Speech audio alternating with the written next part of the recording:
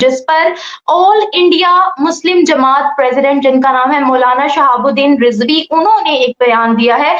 उन्होंने कहा है कि इस तरह की हरकतें करना हराम है, अन इस्लामिक है और सलमान खान राम मंदिर को प्रमोट कर। सलमान खान ने हाल ही में अपने आने वाली फिल्म सिकंदर की प्रमोशन के दौरान एक ऐसी घड़ी पहनी जो हिंदू मजहबी जज्बात की नुमाइंदगी करती है। क्या गहमा गहमी है नहीं है, क्योंकि चांद रात एक फेस्टिविटी होता है, लोग बाहर निकलते हैं, एंजॉय करते हैं, लेकिन जो महंगाई की सूरत हाल है उसने तो सबके होश उड़ा रखे। राम जन्मभूमि के टाइम पर ये घड़ियां हैं ये निकाली गई थी और ये सलमान खान पहने हुए हैं और इसके अंदर शायद राम जन्मभूमि जो है इस किस्म की कोई चीज लिखी हुई भी है और बनी हुई भी है। रमजान आता है, दुनिया भर में हम देखते हैं कि मुसलमानों के लिए रेट्स कम कर दिए जाते हैं, by one get one free की हमें ऑफर्स नजर आती हैं।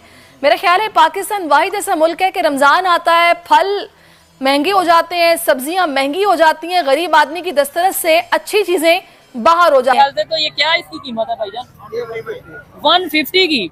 ये मेरे ख्याल से 10-20 रुपए की होगी उधर इंडिया में 10-20 रुपए की होगी। लेकिन सारी बात है फिर वो पाकिस्तान की करेंसी भी।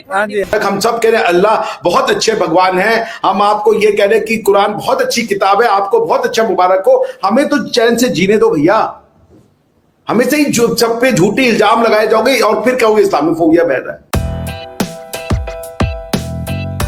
सलमान खान साहब जो ये घड़ी पहने हुए हैं, आपने देखा कि ये बड़ी खूबसूरत सी एक रिस्ट वॉच है जो उन्होंने पहन रखी है, बहुत अच्छी लग रही है। आई विश के मेरे पास भी होती है, मुझे घड़ी पहनने का शौक नहीं है, मैं कभी घड़ी नहीं पहना, आपने मुझे देखा नहीं होगा कभी घड़ी पहने हुए, लेकिन बहरहाल ये बड़ी खूबसूरत सी जो एक वॉच उन्होंने पहन रखी है, रिस्ट वॉच उन्होंने जो पहन रखी है, उसके लिए कहा यह जा रहा है कि जी ये राम जन्मभूमि के टाइम पर ये जो वॉचेज हैं या ये जो घड़ियां हैं ये निकाली गई थी और ये सलमान खान पहने हुए हैं और इसके अंदर शायद राम जन्मभूमि जो है इस किस्म की कोई चीज लिखी हुई भी है और बनी हुई भी है।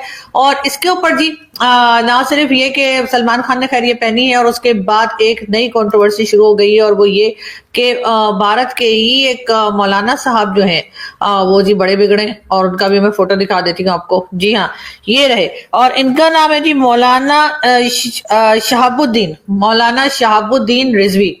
मौलाना शहाबुद्दीन रिजवी इनका नाम है और इनका कहना ये है कि ये तो हराम है, इसने ऐसी घड़ी कैसे पहन ली।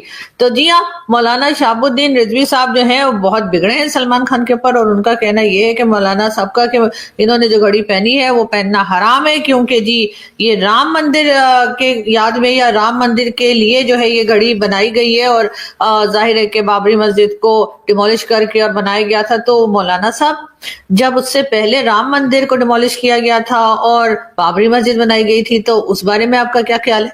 लेकिन जाहिर है यहाँ से तो सारे हाँ देखो क्या बोल रही है करना शुरू कर देंगे।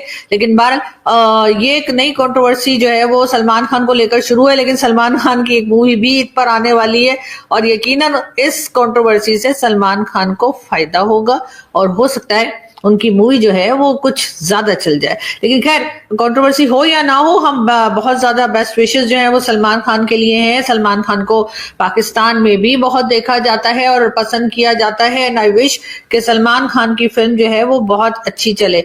लेकिन बहरहाल मौलानाओं को तो खैर आदत होती है कि कुछ ना कुछ तमाशा या कुछ ना कुछ नौटंकी चलती रहे, तो इसीलिए शायद ये भी चलती रहे। मैं अपनी गवर्नमेंट से ये बात करना चाहूंगा, हिंदुस्तान के प्राइम मिनिस्टर को आप पिछले कई साल निकाल के देख लीजिए, उन्होंने हर ईद पे मुसलमानों को मुबारकबाद दी, कभी उन्हें तोहफे दे रहे हैं, कभी उन्हें पैसे दे रहे हैं। तो पाकिस्तान की गवर्नमेंट को ये चाहिए, पाकिस्तान के वजीर आज़म साहब को ये चाहिए कि देखें हिंदू भी एक कम्युनिटी है पाकिस्तान में, तो उनके लिए भी आपको देखें क्रिश्चियन है, सिख है, कोई भी है, उनका भी कोई त्योहार आता है तो पाकिस्तान की गवर्नमेंट को वज़ीर आज़म को खड़े होके सबसे पहले उन्हें मुबारकबाद देनी चाहिए, फिर उनके लिए भी कोई गिफ्ट होने चाहिए या उनके लिए कुछ सहूलतें होनी चाहिए। आबिद भाई शायद आपको याद हो, अभी कुछ ही दिन पहले, कुछ ही महीनों पहले हमने प्रोग्राम किया था, मरियम नवाज जो कि सीएम है पंजाब की, उन्होंने ये त्योहार पे जो मिनोरिटीज का त्योहार आया था उन्होंने मिनोरिटी कार्ड भी देखिए, मैं आपको सही बात आपने की है, हमने उन्हें अप्रिशिएट भी किया था इस बात के ऊपर। लेकिन दुनिया में ना सिर्फ दो मजहब नहीं है कि मुसलमान और सिख मजहब नहीं है, इसके अलावा हिंदू भी हैं, क्रिश्चियंस भी हैं और बहुत से मजहब है जिनके हमें नाम नहीं आते। तो हमारी गवर्नमेंट का खास हाथ है सिखों के ऊपर।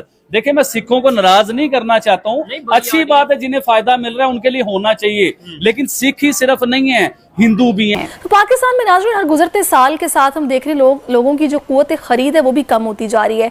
माजी की निस्बत अब बाज़ारों में रश भी कम होता है। ईद के मौके पर जहां रिकॉर्ड कारोबार होते थे वो अब कुछ महदूद होते जा रहे हैं। लोग ये शिकायत करते नजर आ रहे हैं, खासतौर पर ताजिर बरादरी, कि अब वो बात नहीं है जो पहले हुआ करती थी। ईद उल फितर से ठीक पहले मुल्क में महंगाई का पारा एक बार फिर से हाई है।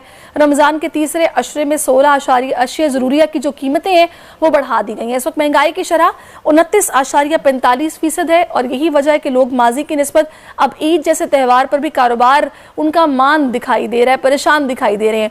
अतीक साहब, ये जो अभी मैंने सारी सूरत हाल बताई है कि महंगाई का पारा इस वक्त हाई है और जो माजी में कारोबार हुआ करता था वो बात अब नहीं रही है, ताजिर परेशान है। आपने भी यही ऑब्जर्व किया है कि लोगों के पास पैसे नहीं है, महंगाई होने की वजह से लोग अब उस तरह नहीं खरीदारी कर पा रहे? जी, आपकी बात दुरुस्त है। इसलिए कि देखिए 2015 पाकिस्तान की तारीख का एक ऐसा ईद सीजन था जो इस तरह की खरीदारी और इस तरह की इससे पहले कभी नहीं हुई। लेकिन बदकिस्मती से उसके बाद बात तदरीज है, हर साल सूरत हाल अबतर से अबतर होती चली गई।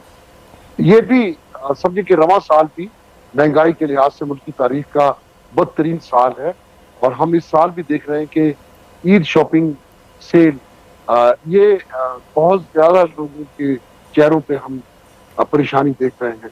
100 में मुश्किल 15 खरीदार हैं। वैसे मार्केटें भरी हुई हैं खरीदारों से, गहमा गहमी है, रश है, रौनकें हैं, लेकिन जब दुकानदारों से पूछते हैं तो वो ये कहते हैं कि 20 लोग अगर दुकान पे दाखिल हुए तो मुश्किल 1-2 लोगों ने खरीदारी की। तो इसकी वही वजह जो कि आपने बयान की कि लोग बिजली के बिलों में फंस के रह गए, लोग पेट की आग बुझाने में लगे हुए, किराए नहीं दे पा रहे घरों के, दुकानों के, इखराजात उनके जो बेसिक नीड्स हैं वो पूरी नहीं हो रही। यही सबब है कि ईद जैसे त्यौहार जो लोग कर्ज लेकर भी मनाते हैं, एडवांस लेते हैं मुलाजमीन, जमा जोड़ करती हैं खवातीन, वो बच्चों की खरीदारी तक, बच्चों के सूट की खरीदारी तक।